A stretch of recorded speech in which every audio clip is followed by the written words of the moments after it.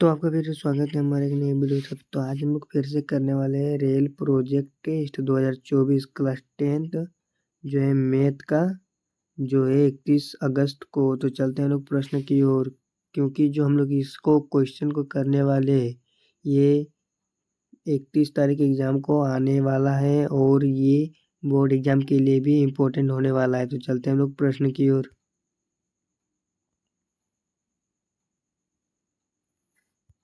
तो ये रहा हम लोग का पहला प्रश्न। एक रैखिक समीकरण का घात होता है, जो एक रैखिक समीकरण होता है उसका घात क्या होता है? तो एक रैखिक समीकरण का घात होता है 1, तो इसका आंसर हो जाएगा सी। अब देखते हैं दूसरा प्रश्न की ओर।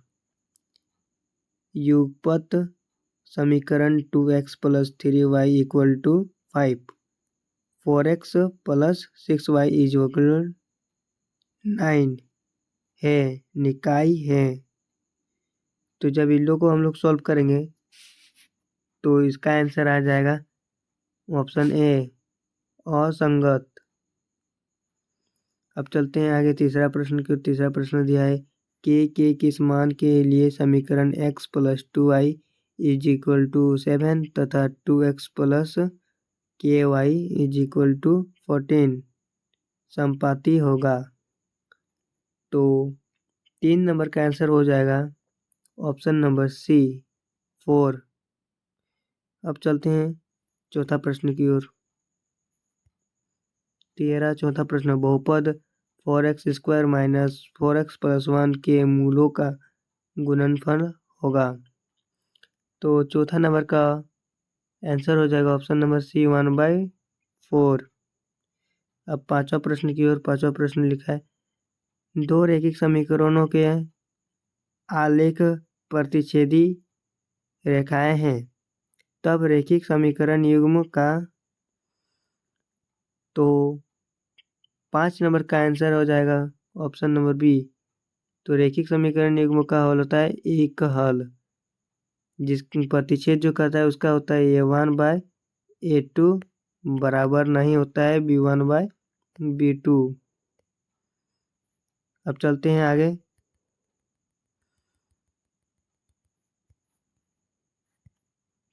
छठा प्रश्न। दो रैखिक समीकरणों के आलेख समांतर रेखाएं हैं, तब रैखिक समीकरण युग्म का। यहाँ पे तब रैखिक समीकरण का युग्म का कोई हल नहीं है, इसका आंसर हो जाएगा ऑप्शन नंबर ए। अब चलते हैं सातवां प्रश्न की ओर। सातवां प्रश्न। यदि a1/a2 बराबर b1/b2 बराबर नहीं c1/c2, समीकरण निकाय a1x + b1y + c1 = 0, a2x + b2y + c2 =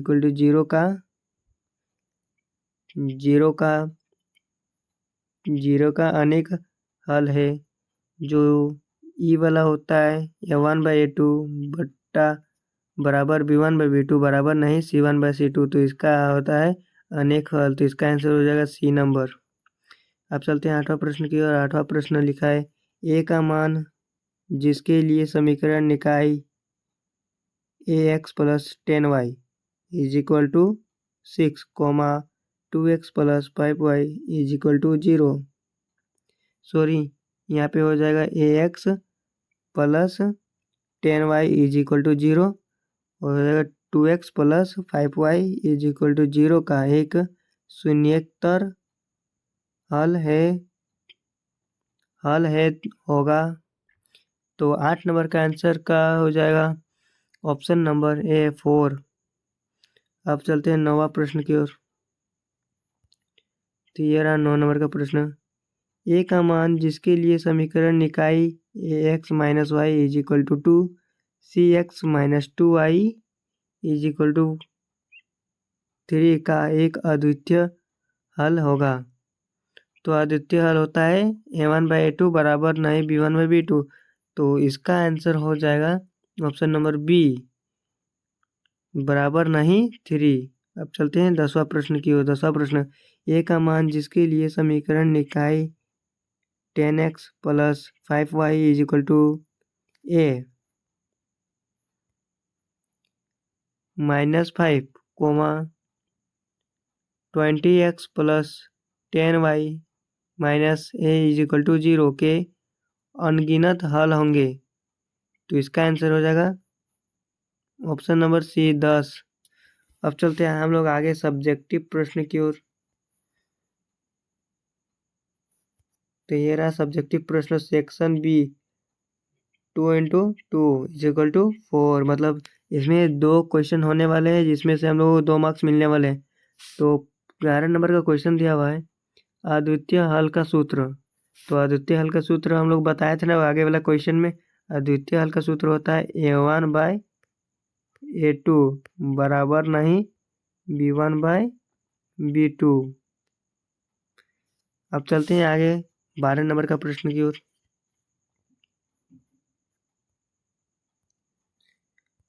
तो 12 नंबर का क्वेश्चन बोल रहा है कोई हल नहीं का सूत्र।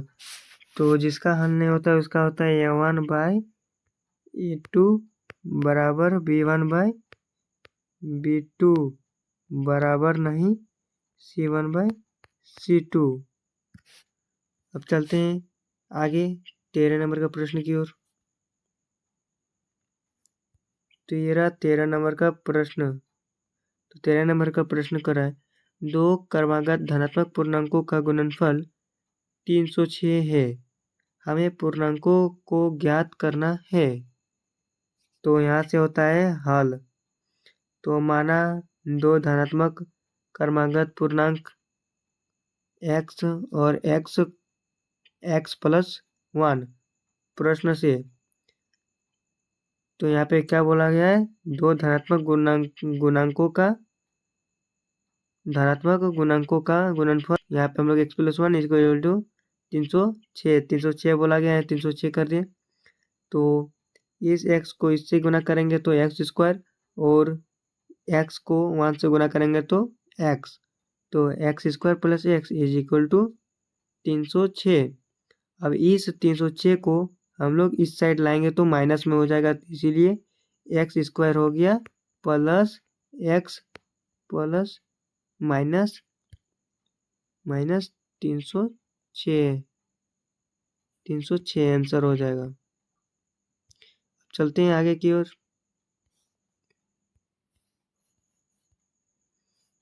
तो ये रहा हम लोग 14 नंबर का क्वेश्चन। 14 नंबर का क्वेश्चन बोल रहा है जांच कीजिए कि क्या निम्नलिखित द्विघात समीकरण है। तो ये रहा हम लोग क्वेश्चन x + 1² बराबर 2 × x - 3। यहाँ से होता है सॉल्व करते हैं हम लोग यहाँ से। तो यहाँ पे सॉल्व होगा। तो यहाँ पे पहले देख लीजिए इस क्वेश्चन को। इस क्वेश्चन में x + 1 यानी a + b का होल स्क्वायर। a + b का हम लोग यहाँ पे होल स्क्वायर लिख चुके हैं a² + 2ab + b²। तो हमें पहले इस फॉर्मूला में इसको बैठाना है।